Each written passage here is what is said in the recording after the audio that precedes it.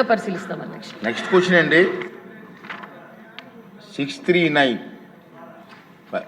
Sir, సభ్యులు లేరు YCP MLAs.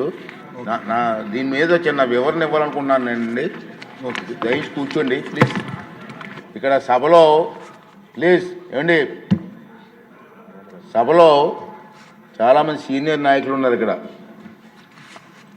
మంత్రులు చేసిన పెద్దలు కూడా ఉన్నారు. మీ దృష్టికి ఒక విషయం తీసుకురావాల్సిన అవసరం ఉంది. ఈ సమావేశాలలో దురదృష్టవశాత్తు దాదాపు 25 ప్రశ్నలకు సభలో సమాధానం లభించలేదు. ప్రతిపక్షానికి చెందిన గౌరవ సభ్యులు ప్రశ్నలు వేస్తున్నారు, రావట్లే. దాని మీద దాని కారణం ఏంటంటే వాళ్ళు ప్రశ్నలు వేయడం వల్ల మరొక 2 మెంబర్స్కి మాట్లాడే అవకాశం పోతుంది. అది సమంజసం కాదు ప్రజాస్వామ్యంలో. కానీ ప్రశ్నలు అడగడానికి సభలో ఉండటం లేదు. మీరు చూస్తూనే ఉన్నారు, ప్రశ్నలు వస్తున్నాయి, వాళ్ళు సభలోకి రావట్లేదు. ఈ కారణంగా సభలో ఎవరో ఒకరి ద్వారా మరో 2 ప్రశ్నలు అడిగే అవకాశం కోల్పోతున్నారు. ఇది చాలా దురదృష్టకరం. సభకు ఎన్నికైన గౌరవ సభ్యులు సగర్వంగా సభకు రావాలి. ప్రజలు ఎన్నుకున్నారు మిమ్మల్ని, సభలోకి వెళ్ళి మా సమస్య మాట్లాడమని. సభకు రావాలి.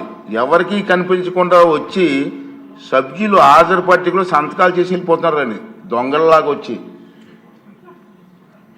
మీరు గౌరవ సభ్యులే, ప్రజలు ఎన్నుకున్నారు, మీరు ఎమ్మెల్యేస్. దొంగలలాగా వచ్చి సంతకాలు పెట్టవలసిన అవసరం ఇచ్చింది కర్మ. ఒకసారి ఎమ్మెల్యేగా గౌరవప్రదమైన దీంట్లో ఉండి హాజరు పట్టికలో సంతకం చేసి సభకు ఆ మొహం చాటేయడం వారికి గౌరవాన్ని తగ్గించిందే తప్ప పెంచదని చెప్పి నా తాలూకు అభిప్రాయం. వీరిలో ముఖ్యంగా నా దృష్టికి వచ్చింది వై బాలనాగిరెడ్డి గారు, తాటిపర్తి చంద్రశేఖర్ గారు, రేగం లింగం గారు, మత్స్యలింగం గారు, విరూపాక్ష గారు, మత్స్యరాజ విశ్వేశ్వరరాజు గారు, ఆగిపాటి అమర్నాథ్ రెడ్డి గారు, దాసరి సుధ గారు. మనం చూసాం. మనం గవర్నర్ ప్రసంగం ముగిసిన తర్వాత, అంటే ఫిబ్రవరి 24వ తేదీ తర్వాత వేరు తేదీల్లో అటెండెన్స్ రిజిస్టర్లో సంతకాలు పెట్టేట్టు నా దృష్టికి వచ్చింది. అంత దొంగచాటును వచ్చి ఒక దొంగల మాదిరిగా సంతకాలు పెట్టవలసిన అవసరం లేదు. కానీ వారు ఎవరు కూడా నాకు సభలో కనిపించలేదు. సంతకాలు ఉన్నాయి కానీ సభలో కనిపించారండి మీకు ఎవరికన్నా?